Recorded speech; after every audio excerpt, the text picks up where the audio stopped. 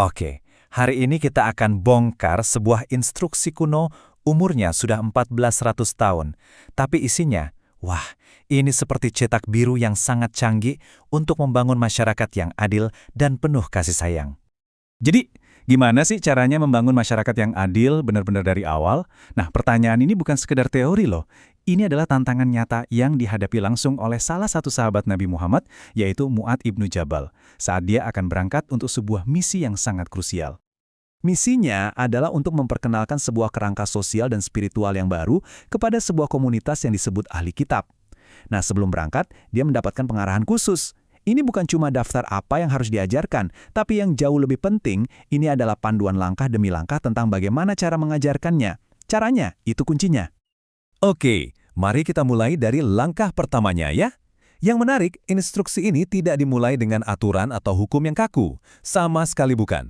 Justru, instruksi ini dimulai dari sebuah ajakan. Sebuah ajakan yang paling mendasar.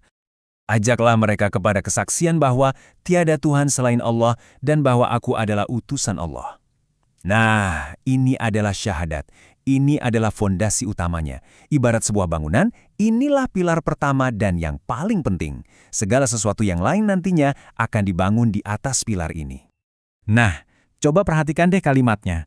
Jika mereka menaatimu dalam hal itu. Frasa jika mereka menaatimu ini diulang-ulang loh. Ini menunjukkan apa? Ini menunjukkan pendekatannya tidak memaksa sama sekali.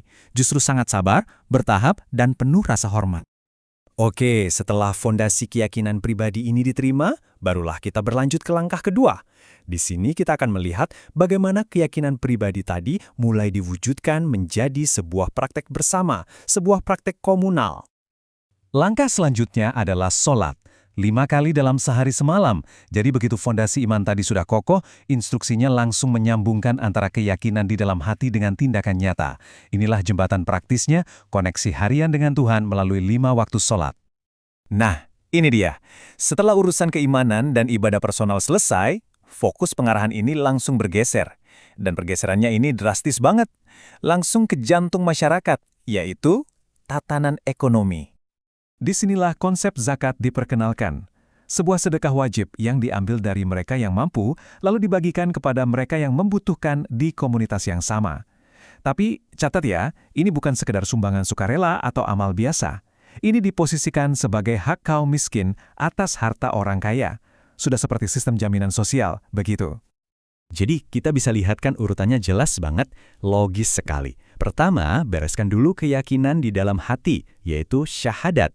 Kedua, wujudkan dalam ibadah personal, yaitu sholat.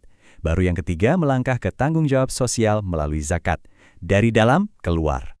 Tapi ceritanya tidak berhenti sampai di situ. Begitu perintah zakat ini diberikan, instruksinya langsung lanjut ke sebuah peringatan. Sebuah peringatan etis yang dalam banget, khusus untuk orang yang nantinya bertugas mengumpulkan zakat ini. Peringatannya singkat tapi tajam. Waspadalah terhadap harta berharga mereka. Jadi, si petugas pemungut zakat, orang yang punya wewenang, diberi garis batas yang sangat jelas. Ada larangan yang tegas untuk memastikan semuanya berjalan dengan adil. Dan apa sih maksudnya harta berharga? Atau dalam bahasa aslinya, karoim amwalihim. Ini maksudnya adalah harta terbaik yang mereka miliki. Aset-aset yang kualitasnya istimewa, misalnya sapi yang susunya paling banyak, atau hewan ternak yang paling bagus. Nah, harta-harta semacam ini yang jadi andalan mereka justru tidak boleh diambil sebagai zakat. Di sini kita lihat ada keseimbangan yang luar biasa. Di satu sisi ada perintah, ambillah zakat yang memang jadi kewajiban dari harta mereka. Tapi di sisi lain ada larangan keras, jangan mengambil harta terbaik mereka. Jadi tugasnya harus jalan tapi tanpa membuat orang jadi susah atau merasa dizalimi. Adil kan? Dan pengarahan ini ditutup dengan sebuah puncak.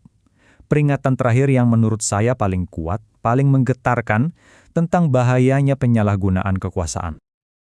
Peringatannya adalah, dan waspadalah terhadap doa orang yang terzolimi. Wow, ini adalah sistem pengawasan dan keseimbangan pamungkas dari seluruh sistem ini. Sebuah instruksi final yang kedudukannya di atas segalanya. Karena antara doanya dan Tuhan tidak ada tabir. Artinya apa? Konsekuensinya itu langsung dan tanpa perantara. Doa, keluhan, atau rintihan orang yang merasa haknya diambil, itu langsung menembus ke Tuhan. Tidak ada filter, tidak ada penghalang sama sekali. Jadi kalau kita rangkum, dari satu pengarahan singkat ini saja, kita dapat banyak sekali pelajaran. Pengajaran itu harus punya prioritas, iman itu tidak cukup di hati, harus ada aksinya. Keadilan ekonomi itu bukan sampingan, tapi pilar utama. Kalau punya kekuasaan, harus dipakai dengan welas asih. Dan yang terpenting, keadilan bagi mereka yang tertindas itu nomor satu. Ini benar-benar model tata kelola yang komplit dan relevan sampai kapanpun. Pertanyaan besarnya sekarang untuk kita, apa sih yang diminta oleh panduan keadilan berusia 1400 tahun ini dari kita di zaman sekarang? Ini meninggalkan kita dengan sebuah renungan ya. Bagaimana prinsip-prinsip soal urutan prioritas, welas asih dan akuntabilitas mutlak ini bisa kita terapkan, baik di komunitas kita maupun dalam kehidupan kita sehari-hari.